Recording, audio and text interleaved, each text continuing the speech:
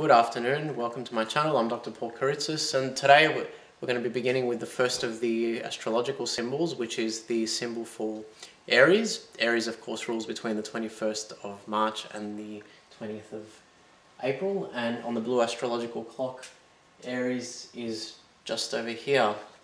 Now, before we start, a few things about Aries.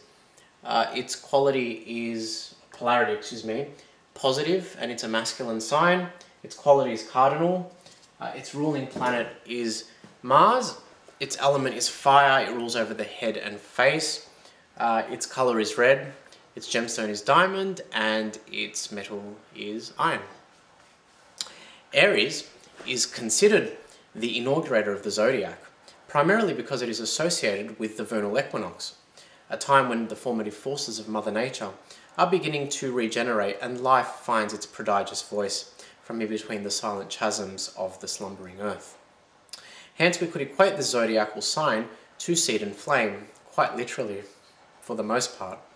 On a broad, superpersonal and cosmic level, Aries represents everything that has to make do with new beginnings. It is inextricably connected to an agglomeration of potentiality, from whence the seed of all life has sprouted, to raw and unharnessed willpower, to action potential, to fearless and thoughtless impulse, to the progressive and spontaneous nature of originality and creativity. To understand the mode of being that descends from the stars of Aries, one must have an intimate acquaintance with the properties of elemental fire. I'm hot, unconscious, uncompromising, and explosive, says Aries. I was here first, everyone. There is no other that has preceded me. When you were all going to the mill, I had already bagged and sold megatons of wheat, and devised a new method for growing it too. Scorpio, you might have finally figured out how to crawl out onto land from the bottom of the sea without kicking the bucket, but it was I that offered up the pivotal clue that enabled you to do so. Taurus, you might be very pretty, well endowed, and athletic, but the girls still prefer me, because I'm the original. Cancer, you might know how to walk sideways and crawl right out of sticky situations, but I can steal the head atop from right under one's nose without the river noticing. Gemini, you're the pits. You can't decide from which angle you want to view life. You're a two-faced twat, and your codependent behavior is puke-worthy. Virgo, you might still be a goody two-shoes virgin, but you don't really think like one. What you all ought to know is that I spoke, moved, touched, saw, and conquered first. You can all improvise, but your way will never be as good as mine because I thought of everything first. Well, I guess now we all know who we're dealing with, hey? To understand the innermost fears, desires, wishes and aspirations of the Aryan psyche, we must at once return to a more personalized beginning, the psycho-spiritual situation of childhood. Do you remember your first steps into the world? The narcissistic, self-centered yellow flower that was blind to all of the shades of yellow in the prairie? Do you remember the impudent child that was so set in its ways and getting what it wanted that it would as much as give an inch for the well-being of another?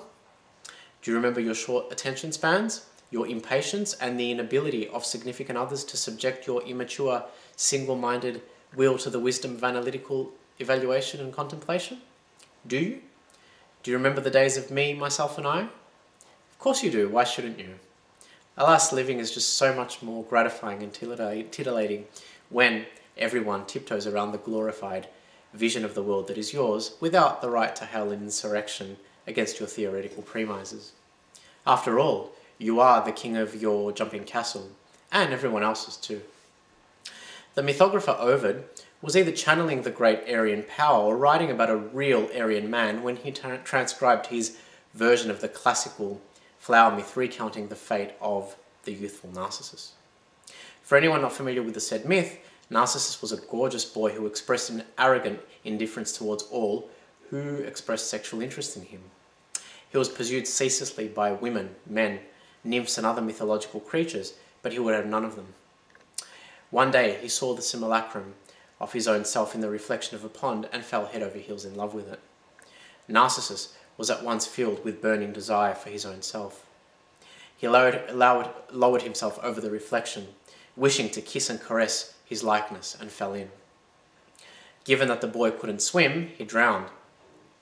In retrospect, one might say that the youthful Narcissus was a bit of a loner, a boy whose self-centeredness non-committal tendencies, and intense awareness of his own strengths and weaknesses kept him detached from reality and shipyards from any lasting or worthwhile relationships.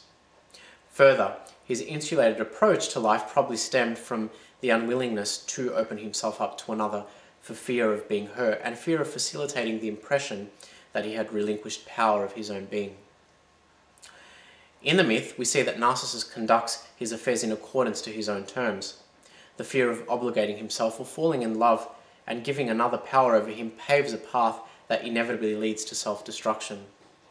This is Aries to a T, which can more often than not raise its psychic defenses so high as to be eerily unaware of the sonic boom made by the presence of all other archetypes. Arians have a special talent for seeing in infrared, a phenomenon which can be attributed to the rulership of Mars. The formidable, fiery and restless masculine energy exemplified by the red planet rules this sign.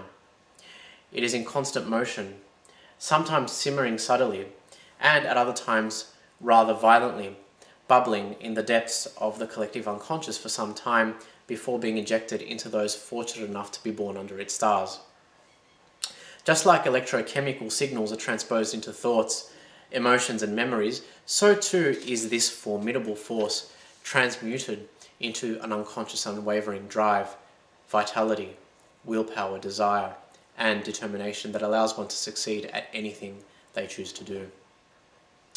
The immense physical drive associated with this unconscious urge, the will to break and tear things, drives Arians to war, just as it did when the qualities associated with Mars were allowed to express themselves in full during the precessional age of our Aries. Naturally, the process of industrialization and the cultural and so-called spiritual evolution that has unraveled since do well to contain the violent and bloodthirsty acts that such a primordial power harnesses, and so Arians are forced into engaging socially acceptable and conventional pastimes and activities in which it can be expressed constructively. This is good because their simple-mindedness sometimes prevents them from perceiving the difference between courage and stupidity. In any case, if contained, these tidal forces become a ticking time bomb. Hence, Arians are more likely than not to engage some form of physical activity like jogging, weight training, bodybuilding, long-distance running, cycling, water sports, and so forth. Given their preoccupation with inner experience, their fierce independence and their self-sufficiency, it is not uncommon to see them wearing headphones or some device aimed at severing the distracting and unwanted stimuli of the outside world. Naturally, not everything about this sign is tainted in a negative glow. Aries encompasses the fiery seed of creation, and like the feminine spirit of Mother Nature herself possesses the virtue of originality and creativity. The former is a powerful, evolutionary tool of experimentation, and Arians follow in her stead. An Arian man or woman is likely to take risks or chances with things and will fiercely resist compartmentalization and the adherence to social norms and conventions. Aries is not likely to be a housewife that bows to the undisputed authority of her husband, or the savvy businessman who knows which ego to stroke in order to scramble along the rungs of conventional success. Aries is Herculean and more eccentric in a way it goes about its business. So it is more likely to be the greenie that fights for the rights of our marine friends, the whales and dolphins, or the mindless brazen thrill-seeker wishing to walk a tightrope between two precipices without a harness. The best thing about Arian mentality is that it is as direct and blunt as a blinding torchlight in the dark, and comes completely unencumbered by psychological jargon. Everything in an Arian world is black and white, simple and rudimentary. Just like a lazy tortoise, which never really feels the need to analyze the path it took to lay its eggs, think about how its meetings with other sea creatures have altered the course of its life, or simply philosophize about the meaning of its own existence. The labyrinthine complexities of critical inquiry are rightfully or wrongly not a matter of concern for an Arian.